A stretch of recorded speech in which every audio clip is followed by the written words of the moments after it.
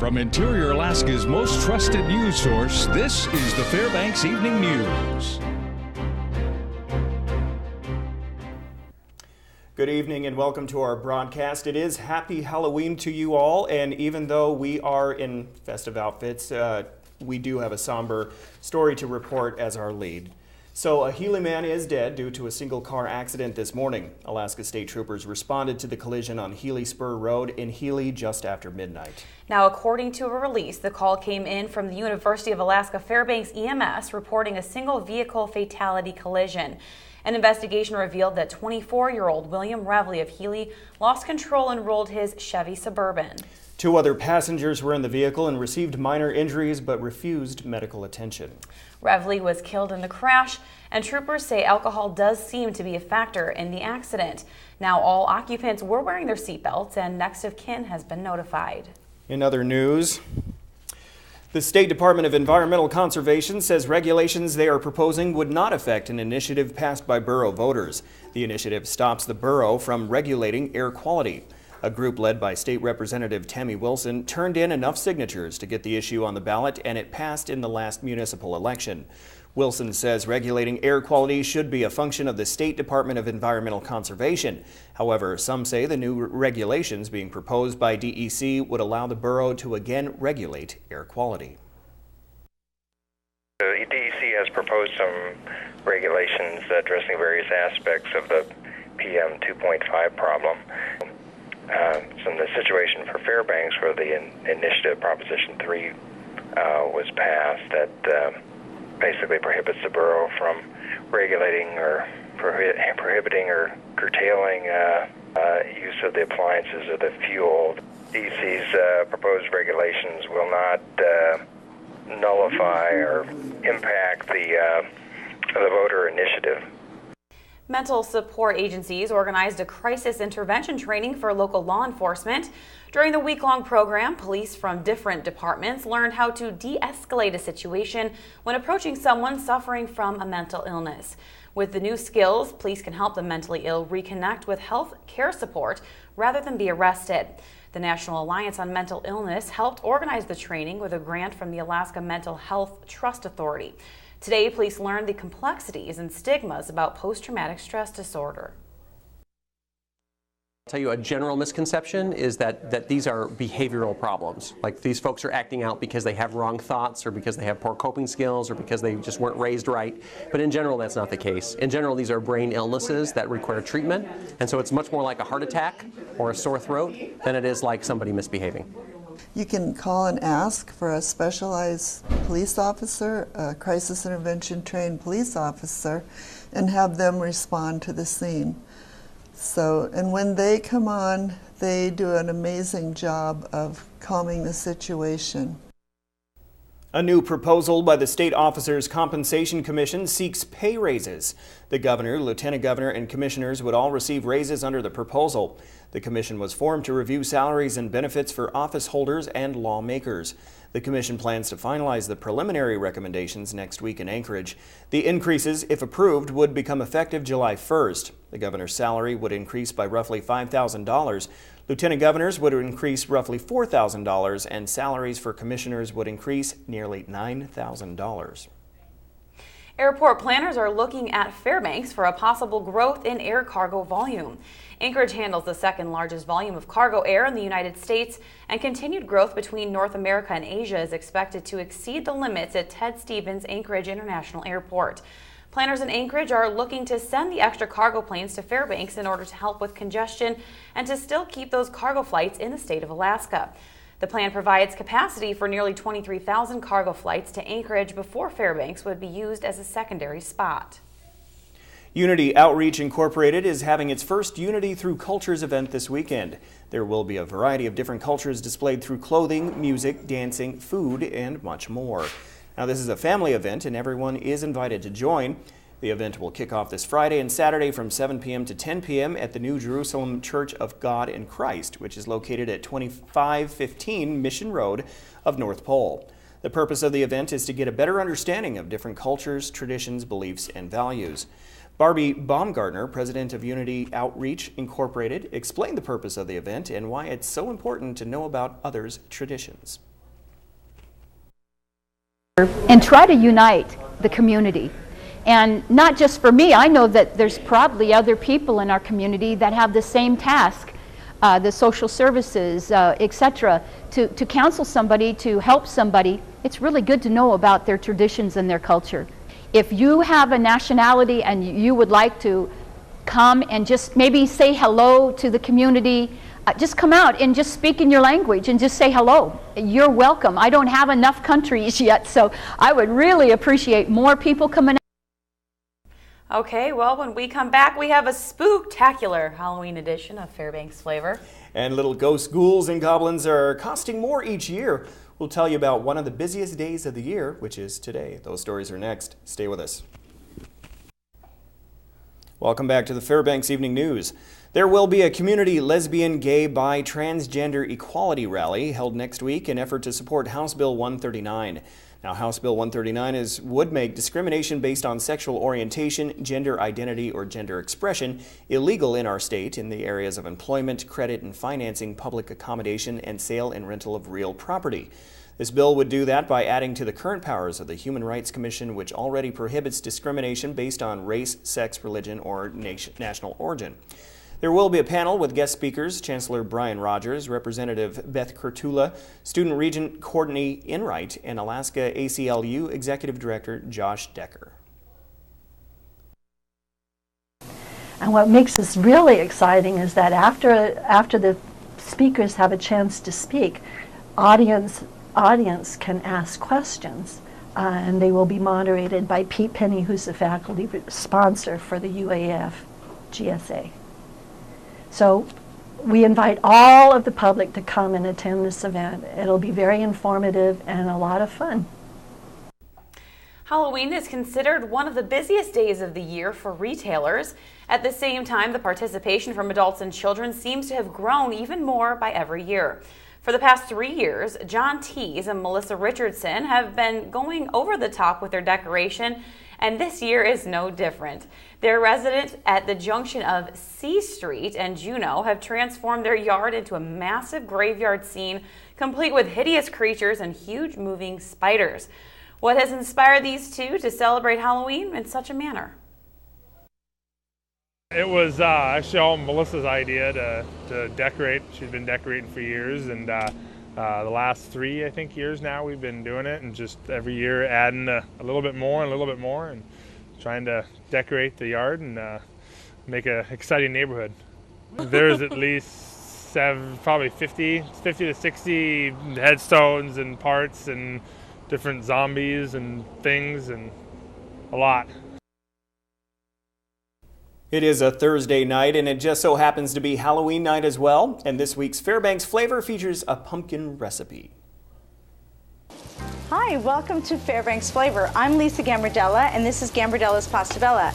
With me today, I have a special guest. This is Marge. It's her birthday. She's a witch. What are you conjuring up today? Well, actually, we're going to have a nice fall meal using pumpkins that I grew in my garden. Those are fantastic. They are. Let me chop one up and get it ready to go. Okay, I've got some olive oil and onion started here. Here's some pumpkin that's ready. Beautiful. Okay. Add that to it. We want to cook that until it's soft. Meanwhile, in my finished pan, I've got some onion and pancetta, which is Italian bacon. It's nice and fatty, but not smoked, so it won't overwhelm the flavors. Some homemade chicken stock. How long is that going to cook, please? Well, cook it long enough until that gets nice and soft. Wine? Oh, of course. More fun to drink with friends. And cook with friends. Whip it into a nice pumpkin butter. Okay. After your onion and pancetta are cooked, Parsley. add your spices. Beautiful. Nice garlic. Excellent. Pepper and salt. Beautiful. What about the rosemary? That is the main thing right That there. is your favorite. Okay. Here we go. So fragrant. Mmm. Here we go. Woo! Look at that go. Okay, you ready with some grated cheese? Yeah, I've got the Parmigiano ready to go. Okay. Now you have a delicious fall dish with the pumpkins you grew in your garden. See our recipes at webcenter11.com, and see you next time on Fairbanks Flavor. Add a little balsamic on there. Delicious. Nice. Ready? I'm ready. Cheers. Happy Halloween. Cheers. Brought to you by Gambardello's Pasta Bella. I'm Batman. Clearly you're not. Oh, okay. Clearly you guys. I don't even was confused. understand I that. don't know, yeah. But you're the king. Yeah, king of sports, pop, king of pop. King of sports, king of everything. And tonight we have our hockey previews as the Natics and Ice Dogs. They're gonna be in action this weekend. And on the high school side of things, volleyball highlights and the large schools all-state football team. So stick around for sports. Come on back.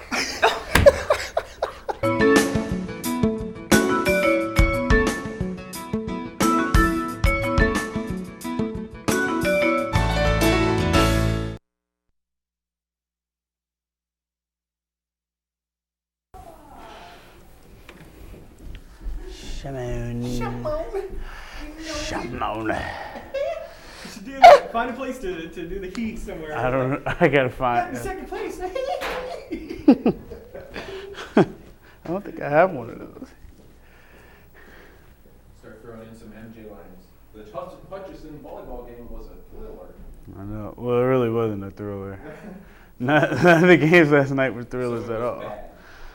I won't say bad. It just wasn't. So yeah, so it wasn't bad. It was just a thriller.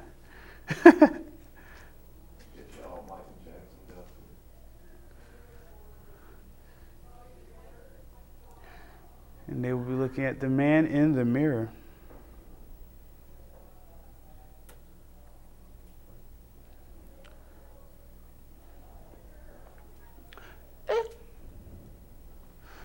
Oh, dang, might be it.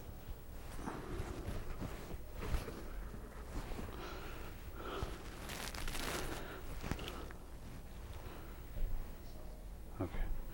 Yeah, I just remember my IFB just now. Can you hear me? All right. Might put in one of those. I'm not gonna go crazy.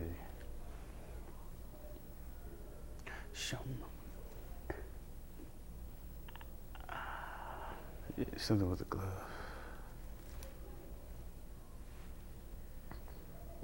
I want to see that. Do that at the end.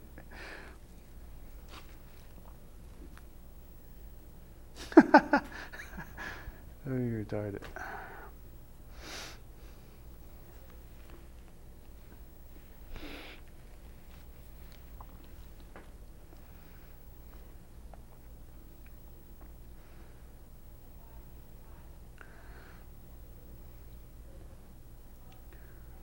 Welcome back, Interior Alaska. I'm Joe Cook with your Halloween sports. The quest to the WCHA's Final Five in Grand Rapids, Michigan in 2014 starts this weekend for the Alaska Natick hockey team.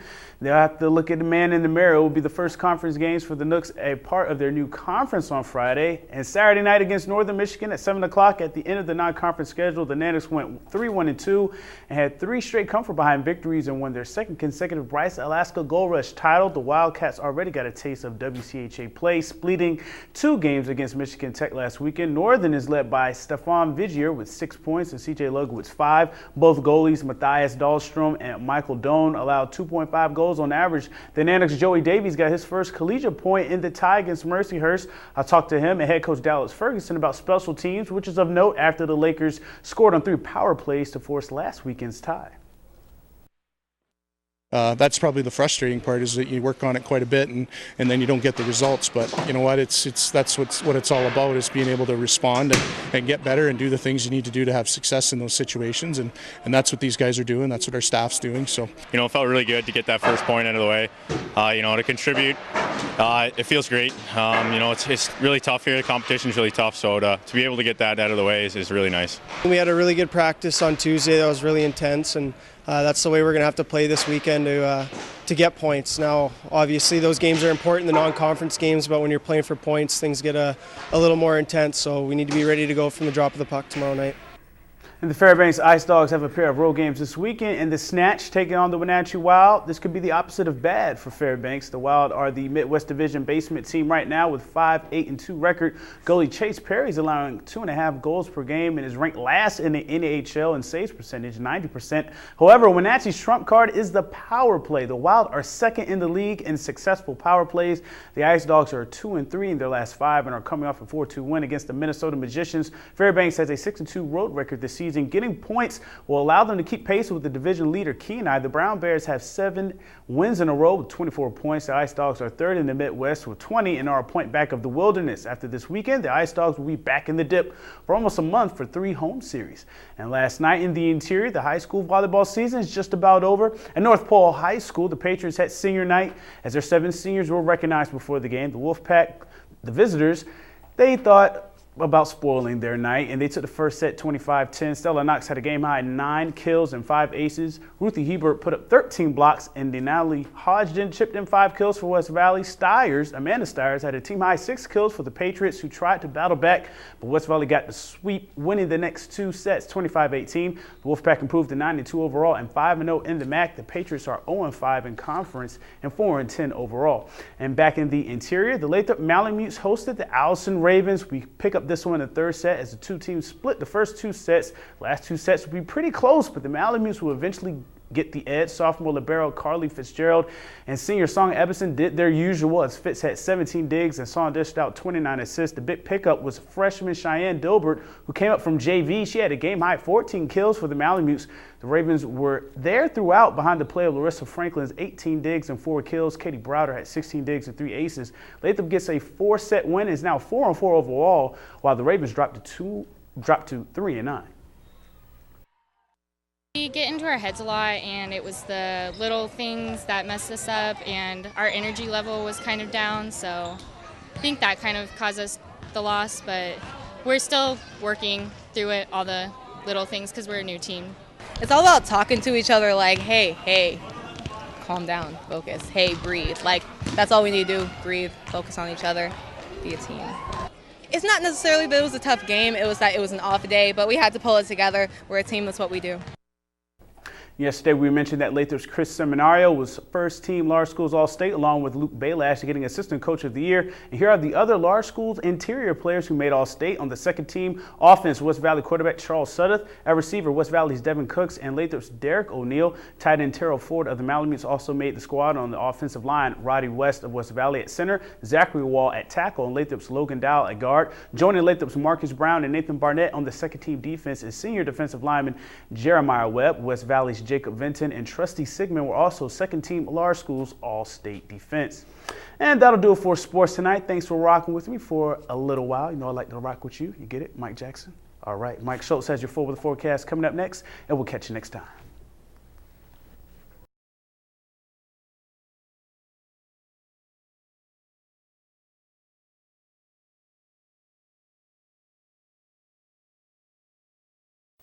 Hello, my name Igor. Mike called me last night. He say, you do weather for me, I take kids trick-or-treating. I say, not a bad idea. I give it a try. So we see what happens. He give me some ideas, and maybe we won't make it look too bad, huh? What do you think, huh? Let's first look at the picture. Picture look pretty nice. Purple sky. It says a purple sunset. So nice picture. This thing is, you push the button. You push. Oh, what amazing magic, huh? Right now, 27 degrees at the airport. After we had 30 degrees, we had some snow this afternoon too, right? And the sunset and sunrise, about 7 hours and 48 minutes. Push the button again. I have no idea what this is. This is pretty colors. I don't know. I'll push the button again, see what happened. As you can see here, the mother state of Alaska. Beautiful. Fog up there, Barrel. Yanni's got Barrel. He's up there in Barrel. He have fog. Otherwise, we have rain over Juneau and Ketchikan and some rain in the Cold Bay. Otherwise, just cloudy skies. Not bad, not bad. Push the button again. Lower 48 mover. Oh, magic again. Looky up the west coast. Nothing going on there with some rain. Lots of rain. Little raindrops, some sunshine over this Texas area. And once again, we got, I have no idea what this is. This blue and this pink and this red. Maybe Mike knows better. I don't have no idea what it is. Okay, I know we go back to Alaska. We get the forecast. Like I said, Yanni up in Barrow, he's looking at cold temperatures, 14 degrees tomorrow. And look like some snow showers in Barrow, and Nome and Fort Yukon. Pretty boring, not too bad. Here we have maybe some more snow in the Fairbanks area. Not too much though, little bitty snowfall. Maybe an inch, that's about it. Elsewhere, I go down to Southeast Alaska. My friends live in Sitka, of course. And you see, we have rain and showers down there, not too bad. We go out to the west. This is so much fun. This is more than Mike told me about. It was pretty good. Mostly sunny at Beto, cloudy skies in Cold Bay and Kodiak and over Anchorage. Well, if you want to go down there, it's up to you. You can go if you want to. We had some rain down there. That's not too bad. And all in all, not too bad. Now, we have this thing called kids' weather. And we're going to see, push the button again, and push the button again. Arctic Light Elementary School, they've been with us all weekend now. The teacher going to tell us something interesting. Hello, I'm Mrs. Kaloji, and this is my 4th grade class here at Arctic Light Elementary. I have a weather fact for you. Did you know that Valdez, Alaska receives more snow on average than any other city in the United States? Whoa! More than 27 feet usually falls each winter. Love the little kids. They're so adorable. Next week, we're going to visit the kids at Unween Elementary School. Forecast for tonight, maybe some more snow. Maybe, not too much. Foggy and cloudy, not too bad. Temperature 25 degrees, not too bad. And tomorrow, more snow. We're getting back to snow again, back to what we should be having here. And now we push the button again, and we look at the temperatures, and oh, I don't believe it. It's coming back up to warm again? 30 to 35 degrees? No, it can't be. But then it's going to cool off again by Tuesday and Wednesday, and overnight low, 12 degrees on Wednesday. So all in all, not too bad. But very interesting, and that's actually kind of fun. Have a good time with that. And I'm here with some very, very nice people, Mr. Joe, Mr. Darrow, and Miss Stephanie. I give this to you. I come back at 11. See you later. Oh, okay. Bye-bye. All right. Okay, bye. Thank you. Get his name. But that's that was so funny. That was a good one. That was good. He's gonna keep doing that. I don't know. Maybe he'll do it again. Special guest. Next Halloween. Yeah, he said he was. Okay. There you go. Very good. Well, We've got a lot of tricks up our sleeve That's tonight, right. apparently. Or glove. That'll wrap up this edition of the Fbx Evening News. We are glad you could join us. Tonight on NBC Nightly News, a change in the air, new rules for using electronics on commercial airplanes. That's coming up next with Brian Williams. And if you want to find a great recipe we had on Fairbanks Flavor, go to the feature section on website11.com. From all of us here at the News Center, have a great Halloween. Happy Halloween.